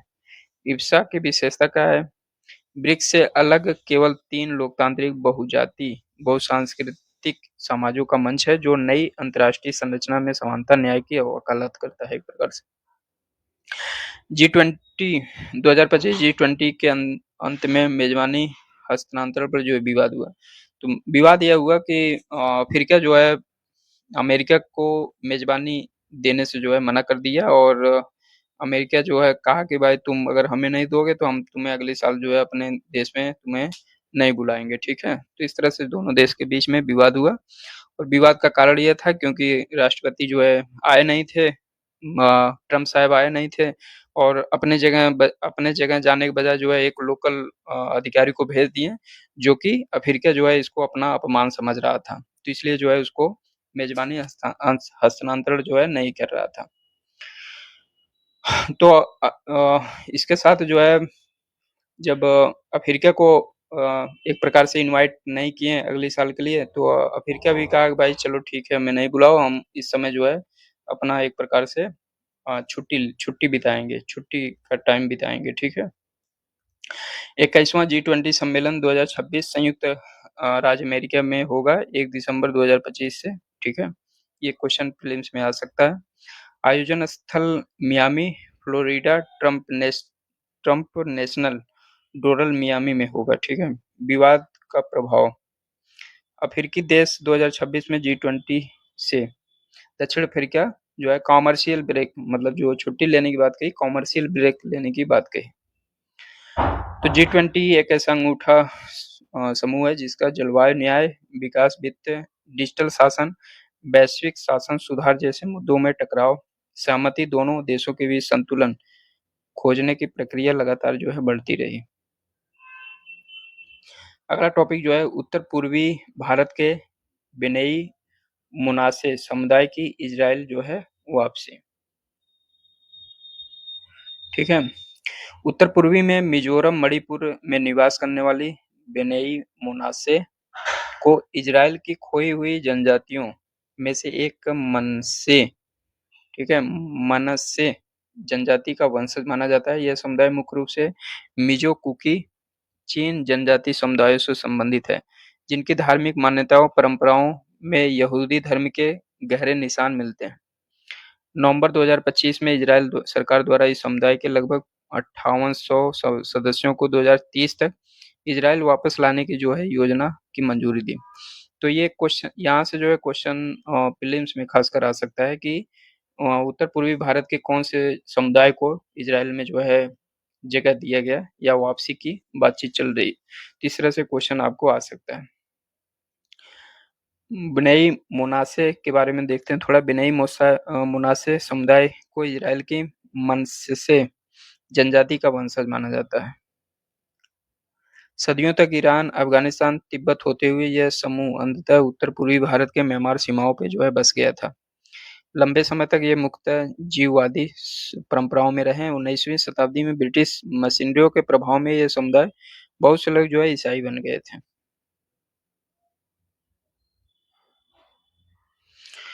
तो इस टॉपिक में जो है कुछ खास है नहीं, बस उनको जो है एक प्रकार से जाने का मतलब अपने देश में बसने का जो है अधिकार दे दिया गया है। जलवायु परिवर्तन प्रदर्शन सूचकांक 2026 ये जो है प्रीलिम्स में खासकर जो है वेरी वेरी इंपॉर्टेंट फैक्ट है। जलवायु परिवर्तन क्लाइमेट चेंज परफॉर्मेंस इंडेक्स अंतर्राष्ट्रीय जलवायु परिवर्तन नीति में पारदर्शिता को बढ़ाने का एक स्वतंत्र साधन है। यह विभिन्न देशों के जलवायु संरक्षण संबंधी प्रयासों का तुलनात्मक अध्ययन प्रस्तुत करता है। ठीक है, 2005 से यह अध्ययन किया जा रहा है लगातार और सूचकांक के तहत 63 देशों और यूरोपीय संघ के जलवायु संरक्षण में प्रदर्शन का मूल्यांकन तुलनात्मक अध्ययन प्रस्तुत किया गया। ज्ञातव्य है यूरोपीय संघ 63 अन्य देश संयुक्त रूप से संपूर्ण 90% से अधिक ग्रीन हाउस गैसों का उत्सर्जन के लिए उत्तरदायी है। बेलेम ब्राजील में आयोजित। बेलम कहाँ है? ब्राजील में है। ठीक है, संयुक्त राष्ट्र जलवायु परिवर्तन सम्मेलन COP30 कहाँ हुआ? ब्राजील में। किस जगह? बेलेम में। ये प्रीलिम्स में आ सकता है क्वेश्चन। 18 नवंबर 2025 में German watch climate action network तथा न्यू क्लाइमेट इंस्टीट्यूट द्वारा संयुक्त रूप से जलवायु परिवर्तन प्रदर्शन सूचकांक जारी किया गया।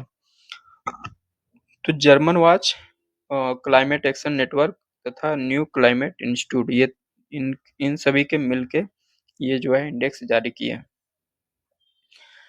CCPI 2026 में 3 शीर्ष स्थानों तक कोई देश अपना स्थान नहीं बना पाया। 3 शीर्ष स्थानों पर किसी देश को इसलिए स्थान नहीं दिया गया क्योंकि 2015 में अपनाए गए पेरिस समझौते के प्रभावी होने 4 नवंबर 2016 के बाद किसी भी देश द्वारा जलवायु परिवर्तन के खतरनाक प्रभावों को रोकथाम हेतु पर्याप्त कदम जो है नहीं उठाया गया। इसमें देख लेते हैं, कोई भी देश वैश्विक तापमान 1.5 की सीमा के अंतर्गत रखने का मार्ग पर अग्रसर नहीं है। किसी भी देश के समग्र अत्यधिक उच्च रेटिंग भी प्राप्त नहीं हुआ। डेनमार्क ने सर्वोच्च रैंक वाले देश के रूप में मान्यता समग्र रूप से चौथा स्थान पाया। सऊदी अरब को जो है सबसे लास्ट में जो है 67 स्थान दिया गया। विश्व का सबसे बड़ा CO2 उत्सर्जक देश चीन 54वें स्थान पर, जबकि दूसरा अमेरिका जो है 65वें स्थान पर है। 2026 में केवल एक G20 यूके को जो है 5 रैंक दिया गया। तो इसमें क्रम से देखते हैं, पहला स्थान डेनमार्क, चौथे स्थान से शुरुआत हुआ है। तो डेनमार्क चौथा, पांचवा यूनाइटेड किंगडम, मोरक्को छठवां, चिली सातवां, लग्जमबर्ग आठवां। सबसे लास्ट से 67 सऊदी अरब, 66 ईरान, 65 US, 64 जो है रूस। और इसका घटक क्या है? सूचकांक 4 श्रेणियों में जो है विभक्त है। ये 4 श्रेणियां जो है ग्रीन हाउस गैस उत्सर्जन, नवीकरणीय ऊर्जा, ऊर्जा उपभोग और जलवायु नीति। ये वेरी वेरी इंपॉर्टेंट फैक्ट है प्रीलिम्स के लिए खासकर। ग्रीन हाउस गैस 75% से अधिक उत्सर्जन के लिए G20 देश जो है जिम्मेदार हैं। G20 देशों के समग्र रूप से अत्यधिक वेरी लो रेटिंग जो है प्राप्त हुआ है। भारत की स्थिति क्या है? भारत जो है 2026 में 23वां स्थान प्राप्त किया है, ठीक है? बहुत ही खराब स्थिति पाया है भारत। जबकि 2025 में जो है 10वें स्थान पर था और 2024 में जो है भारत 7वें स्थान पर था। तो भारत जो है धीरे-धीरे काफ़ी पिछड़ गया है। भारत का प्रदर्शन जो है ग्रीन हाउस गैस के उत्सर्जन क्षेत्र में जो है मध्यम रेटिंग, नवीकरणीय ऊर्जा के क्षेत्र में निम्न रेटिंग, ऊर्जा उपयोग के मध्यम रेटिंग, जलवायु नीति में भी मध्यम रेटिंग दिया गया। ब्रिक्स देशों में कौन से देशों की क्या स्थिति? ब्रिक्स देशों में भारत की सबसे अच्छी स्थिति है, उसके बाद ब्राज़ील की है, फिर मिस्र और दक्षिण अफ्रीका, फिर इंडोनेशिया, फिर चीन, फिर यूएई, रूस और ईरान। इथियोपिया को इसमें शामिल नहीं किया। तो ये ब्रिक्स देश भी हैं, इसको आप ब्रिक्स देश में कौन-कौन से देश आते हैं, तो आप इसको जो है प्रीलिम्स के हिसाब से इस फैक्ट को याद कर लिए। भारत, ब्राज़ील, मिस्र, दक्षिण अफ्रीका, इंडोनेशिया, चीन, यूएई, रूस, ईरान और इथियोपिया। अगला देखते हैं टॉपिक। भारत को पुनः अंतर्राष्ट्रीय समुद्री संगठन की परिषद में जो है निर्वाचित किया गया है। ये भी टॉपिक जो है खासकर प्रीलिम्स के लिए इम्पोर्टेंस है। तो समुद्री मार्ग से जो है 80% का व्यापार होता है और ऐसे समुद्री सुरक्षा, जहाज़ों की सुरक्षा, आवाजाही, जहाज़ों से होने वाले समुद्री वायुमंडलीय प्रदूषण को रोकने के लिए नियम मानक तय करने वाली संस्था अंतर्राष्ट्रीय समुद्री संगठन इंटरनेशनल मैरीटाइम ऑर्गेनाइजेशन आईएमओ है, ठीक है? इसी संस्था की परिषद आईएमओ काउंसिल में भारत को पुनः निर्वाचन की जो है बढ़ती समुद्री भूमिका और अंतर्राष्ट्रीय विश्वास को दर्शाता है। तो ये प्रीलिम्स के लिए इम्पोर्टेंस है और इसमें कुछ की पॉइंट्स देखते हैं। संगठन का नाम क्या है? International maritime organisation. स्थापना कब हुआ? 1948, ठीक है? संयुक्त राष्ट्र की एक विशिष्ट एजेंसी के रूप में है, ठीक है? तो कई बार ये भी क्वेश्चन बना देता है, संयुक्त राष्ट्र की एजेंसी कौन-कौन सी हैं? तो ये विशिष्ट एजेंसी ये उसमें जो है आएगा। आईएमओ कन्वेंशन का प्रवर्तन 17 मार्च 1958 में के बाद इस संस्था की पहली असेंबली 1951 में हुआ। पूरा पूर्व नाम क्या था? Inter government maritime consultative organisation था। 1982 में जो है इसका नाम बदला गया। मुख्यालय लंदन, यूनाइटेड किंगडम में है। उद्देश्य क्या है? अंतर्राष्ट्रीय नौवहन सुरक्षा, समुद्री पर्यावरण की रक्षा, अंतर्राष्ट्रीय व्यापार के लिए प्रभावी समुद्री मानकों को स्थापित करना। कुल सदस्य 176 और 3 सहयोगी सदस्य को शामिल किया गया। भारत का सदस्यता इसमें 1959 में दिया गया और वर्तमान सचिव जो है अर्सेनियो डोमिंगुएज पनामा के हैं, तो ये महासचिव हैं।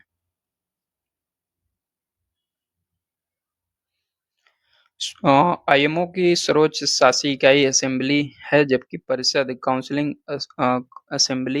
परिषद असेंबली सत्रों के बीच संगठन के कार्यों का कार्यकारी रूप से संचालन और पर्यवेक्षण करती है।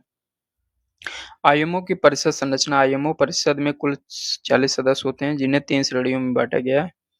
ए श्रेणी में अंतर्राष्ट्रीय शिपिंग सेवाएँ प्रदान करना और सर्वाधिक हित वाले 10 देश हैं। बी श्रेणी में अंतर्राष्ट्रीय समुद्री व्यापार में सर्वाधिक हित वाले 10 देश। सी में 20 देश जो भौगोलिक प्रतिनिधित्व सुनिश्चित करते हैं। आईएमओ की संरचना में 5 समितियां भी हैं और आईएमओ के 50 से अधिक अंतर्राष्ट्रीय कन्वेंशन एग्रीमेंट के लिए उत्तरदायी भी हैं, जैसे कि SOLAS international convention for safety of life at sea. तो ये कीवर्ड्स वेरी वेरी इंपॉर्टेंट है प्रीलिम्स के लिए खासकर। सोलास क्या है? International convention for safety for life at sea. MARPOL MARPOL जो है ये यूपीएससी में पूछ चुका है। मार्पोल क्या है? International convention for the prevention of pollution from ships. तो ये जो है इस तरह से कीवर्ड्स पूछ सकता है कि ये एग्रीमेंट जो है किस संगठन से संबंधित है या किस क्षेत्र से संबंधित है। समुद्र से है, राजनीतिक क्षेत्र से है या व्यापार से संबंधित है, इस तरह से पूछ सकता है आपको। ESTCW International Convention on Standards of Training, Certification and Watchkeeping for Sea Farers। तो ये जो है कीवर्ड्स कुछ एग्रीमेंट हुए थे इस संगठन के अंतर्गत। भारत का निर्वाचन 2026 से 27 की अवधि में 20 श्रेणी में हुआ है। भारत की भूमिका आईएमओ का सक्रिय सदस्य रहा है। 1959 से लगभग हर बार परिषद में निर्वाचित हुआ है। 2026-27 में परिषद में जो है भारत जो है चुनाव नवंबर 2025 को आईएमओ असेंबली के 34वें सत्र लंदन में हुआ। तो इसमें गुप्त मतदान होता है। भारत के लिए चुनाव क्यों महत्वपूर्ण है? वैश्विक नियम अवधारणा में भागीदारी करेगा भारत। और समुद्री क्षेत्र की प्रमुख चुनौतियां क्या-क्या हैं? भू-राजनीतिक तनाव, बदलते व्यापार रुझान, डिकार्बोनाइजेशन, डिजिटलाइजेशन जैसी समस्या से जो है गुजर रहा है पूरी दुनिया। हरित एवं सुरक्षित समुद्री क्षेत्र पे जो है जोर देगा भारत। भारत की प्राथमिकता क्या है? समुद्री सुरक्षा, समुद्री नौवहन, हरित नौवहन, डिकार्बोनाइजेशन, समुद्री डिजिटलाइजेशन, नाविकों का कल्याण, पोर्ट विकास, आधुनिक आधुनिक लॉजिस्टिक पे जो है फोकस रहेगा।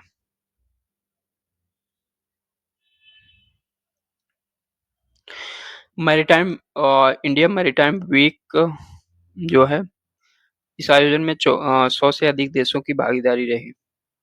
अमृतकाल मैरीटाइम विजन 2047 सरकार के अनुसार यह भारत को वैश्विक रूप में प्रतिस्पर्धी समुद्री हब बनाने में दीर्घकालीन ब्लूप्रिंट का काम करेगा, जिसमें 4 रणनीतिक स्तंभ हैं।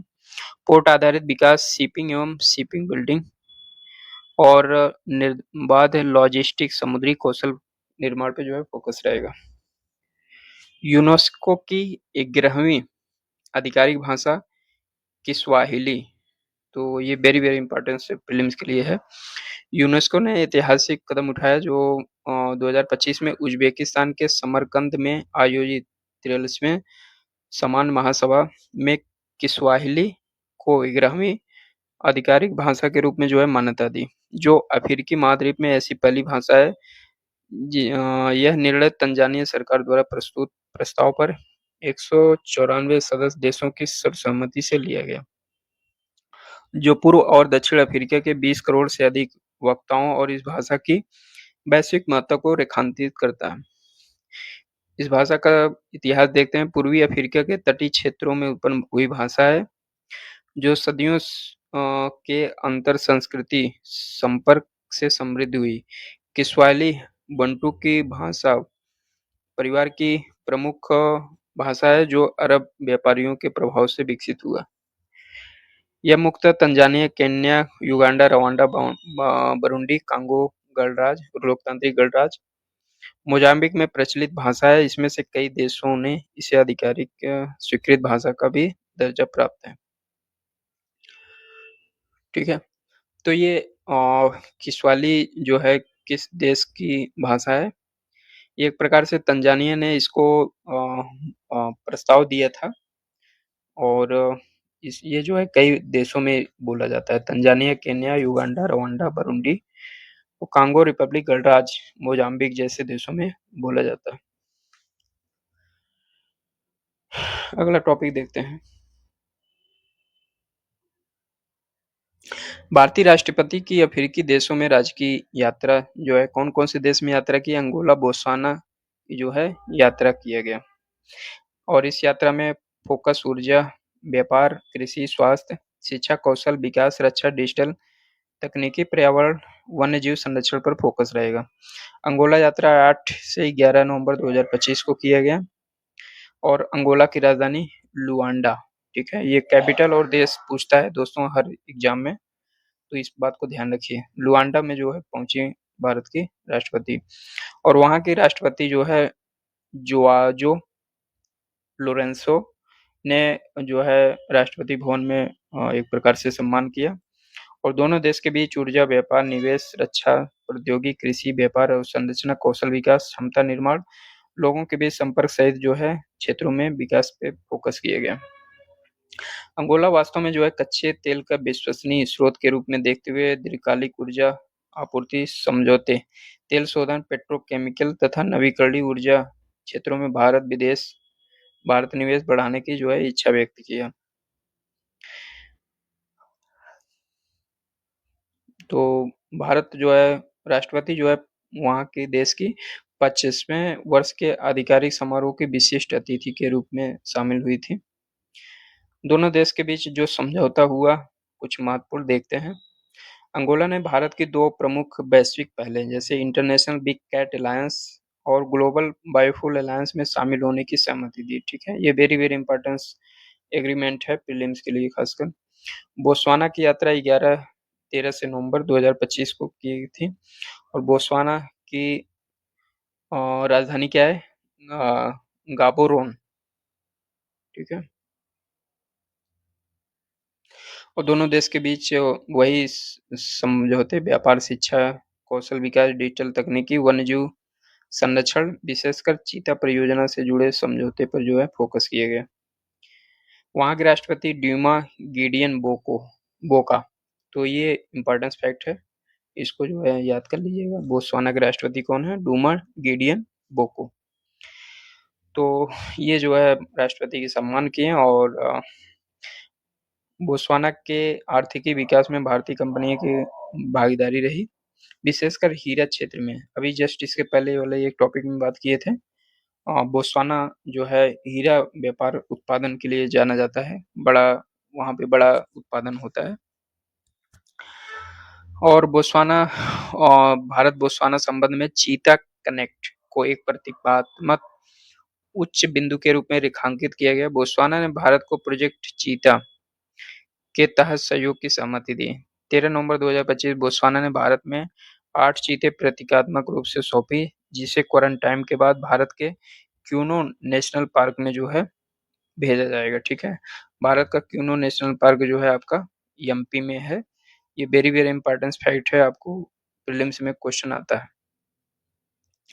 नामीबिया दक्षिण अफ्रीका के बाद बोत्सवाना भारत में चीते को प्रदान करने वाला तीसरा देश है। ठीक है, तो नामीबिया, दक्षिण अफ्रीका और बोत्सवाना, 3 देश जो है भारत को चीता एक प्रकार से ट्रांसपोर्ट किए हैं। अगला टॉपिक देखते हैं। भारतीय प्रधानमंत्री की भूटान की राज्य की यात्रा। ये जो है आपका प्रीलिम्स और मेंस दोनों के पॉइंट ऑफ व्यू से इम्पोर्टेंस है। तो भारत ने जो है यात्रा की मैत्रीपूर्ण संबंधों को ऊर्जा विकास, साझेदारी, स्वास्थ्य, संस्कृति, संपर्क, उभरते क्षेत्रों में नई दिशा को जो है गति देने की बात की। दोनों देश जल विद्युत परियोजनाओं में महत्वपूर्ण निर्णय लिए और दोनों वित्तीय सहायता की भी घोषणा की है। कुछ इंपॉर्टेंस जो समझौते हुए उस पर देखते हैं। भूटान के राजा जिंगबे खेसर नामग्याल वांगचुक। ठीक है, तो ये नाम जो है याद कर लीजिए, ये क्योंकि पूछ सकता है भूटान के राजा कौन थे। इस यात्रा में भारत और भूटान ने 1020 मेगावाट क्षमता के पुनात सांगछू सेकंड, ये बहुत ही इम्पोर्टेंस जल विद्युत परियोजना है। ये आपको प्रीलिम्स में क्वेश्चन आएगा ही आएगा किसी न किसी एग्जाम में। तो इसमें जो है उद्घाटन किया, दोनों देश के बीच भूटान के लिए बिजली निर्यात और राजस्व का एक बड़ा स्रोत बनेगा। यह परियोजना भूटान के कुल स्थापित जल विद्युत उत्पादन क्षमता में लगभग 40% की वृद्धि को जोड़ता है। और इससे पहले 1200 मेगावाट वाली पुनात सांगछू 1 जल विद्युत परियोजना की मुख्य बांध संरचना मेन डैम स्ट्रक्चर पर कार्य पुनः आरंभ करने को लेकर समझ का जो है स्वागत किया गया और पूर्ण होने पर पुनात सांगछू 1 दोनों सरकारों द्वारा संयुक्त रूप से विकसित सबसे बड़ी जल विद्युत परियोजना होगी। भारत ने भूटान को 4000 करोड़ रुपए की नई लाइन ऑफ क्रेडिट घोषणा की, जिसमें उपयोग मुख्यतः भूटान की ऊर्जा परियोजनाओं के वित्त पोषण में किया जाएगा। भारत ने भूटान को 13वीं पंचवर्षीय योजना को आर्थिक प्रोत्साहन कार्यक्रम के लिए अपना समर्थन दिया है। और पिछली बार जो है पंचवर्षीय योजना में 10,000 करोड़ रुपए का योगदान दिया था भारत। भारत ने वाराणसी, काशी में भूटानी मंदिर, मठ, गेस्ट हाउस के निर्माण हेतु भूमि उपलब्ध कराने का निर्णय घोषित किया, जिससे भूटान के धार्मिक सांस्कृतिक समुदाय को भारत में अस्थायी उपस्थिति और तीर्थ पर्यटन का अवसर मिल सके। भूटान के भूटान मोदी ने भूटान के गोलेफू माइंडफुलनेस सिटी विजन के लिए भारत के समर्थन को जो है दोहराया। गुलेफू, कोकराझार तथा समत्से बन बानरहाट रेल लिंक पर एमओयू। उसके बाद प्रोजेक्ट स्टीयरिंग कमेटी का जो है गठन किया गया। दोनों देश के बीच यूपीआई फेज सेकंड पर जो है काम करने के लिए स्वागत किया गया, जिसे भूटानी नागरिक भारत यात्रा के दौरान स्थानीय मोबाइल ऐप से क्यूआर स्कैन करके जो है भुगतान कर सकते हैं। दोनों देश के बीच युवा एक सैटेलाइट बनाने की दिशा में काम करेंगे। अगला टॉपिक देखते हैं। ब्रिटेन के प्रधानमंत्री जो है भारत में यात्रा की है। यहाँ पे प्रीलिम्स और मेंस दोनों जगह से जो है क्वेश्चन आ सकता है। तो सबसे पहले प्रीलिम्स में जो क्वेश्चन आएगा, ब्रिटेन के प्रधानमंत्री कौन है? कीर स्टारमर, ठीक है। और दोनों देश के बीच आर्थिक, तकनीकी, रक्षा, नवाचार क्षेत्रों में सहयोग की बात की गई। इंडिया यूके विजन 2035 के तहत दोनों देशों की साझेदारी को मजबूत बनाया जाएगा। 2025 को भारतीय प्रधानमंत्री ब्रिटेन की यात्रा की थी। भारत यूके व्यापक आर्थिक व्यापार समझौते comprehensive economics and trade agreement सीटा हस्ताक्षर किए गए थे।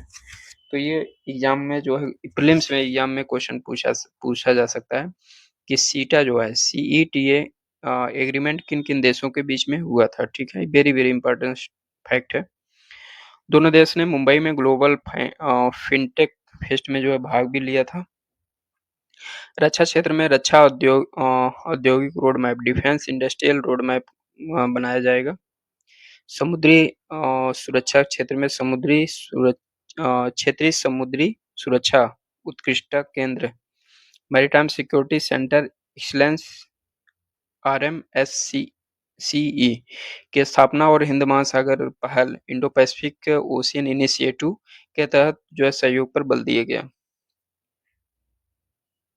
ये दोनों एग्रीमेंट भी जो है प्रीलिम्स में क्वेश्चन आ सकता है। ब्रिटेन द्वारा लाइट वेट बहुभूमिका प्रक्षेपास्त्र light weight multi role missile प्रणाली की जो है आपूर्ति की घोषणा किया गया। ऊर्जा क्षेत्र में कनेक्टिविटी में UK India infrastructure financing bridge के तहत निवेश की जो है पहल किया गया। गुरुग्राम में यूनिवर्सिटी ऑफ साउथहैम्पटन के कैंपस संचालन के लिए भारतीय छात्रों के पहले बैच के साथ जो है पहल किया गया। और भारत को जो है यूएनएससी में स्थायी सदस्यता का जो है समर्थन करता है ब्रिटेन। जलवायु विस्तार के क्षेत्र में पहले से जारी India UK climate finance initiative के साथ फरवरी 2025 में ऑफशोर विंड टास्क फोर्स की स्थापना का स्वागत किया गया। तो इस यात्रा का जो है परिणाम क्या निकला? India UK connectivity and innovation centre की स्थापना किया जाएगा। India UK joint centre for AI की स्थापना किया जाएगा। India UK critical minerals supply chain observatory के द्वितीय चरण की शुभारंभ आईआईटी आईएसएम धनबाद के नए सैटेलाइट कैंपस की स्थापना किया जाएगा। और इसके साथ ही साथ आवश्यक खनिज उद्योग संघ क्रिटिकल मिनरल्स इंडस्ट्री गिल्ड की स्थापना किया जाएगा। लैंसेंटर यूनिवर्सिटी के बेंगलुरु में कैंपस हेतु अभिप्राय पत्र एलओआई हस्तांतरण किया जाएगा।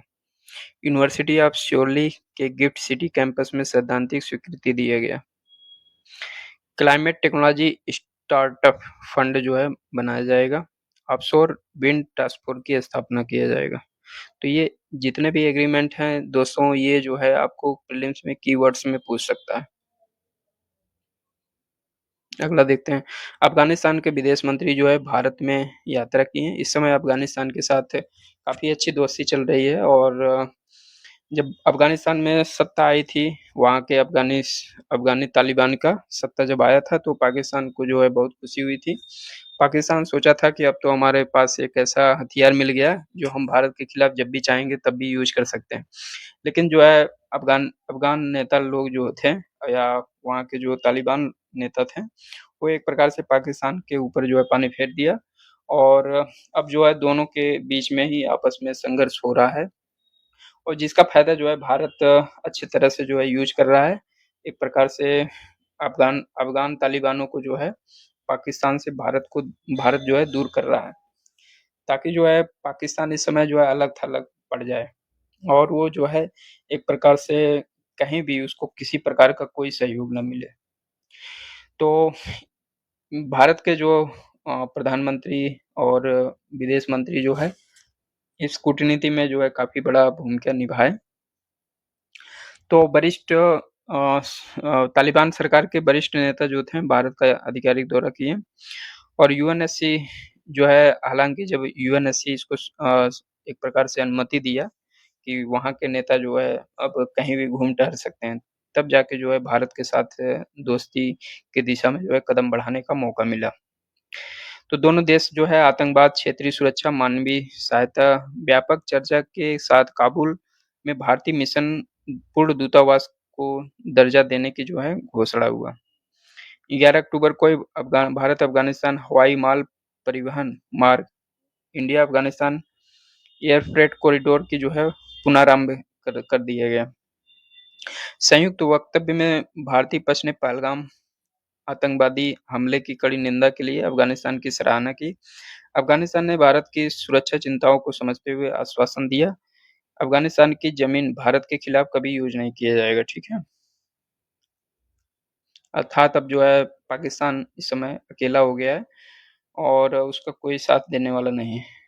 भारत में अफ़गानिस्तान को भूकंप राहत सामग्री, चिकित्सा उपकरण, खाद्य सामग्री, दवाइयाँ, स्कूल सामग्री, कीटनाशकों की आपूर्ति जारी रखने पर सहमति जताई।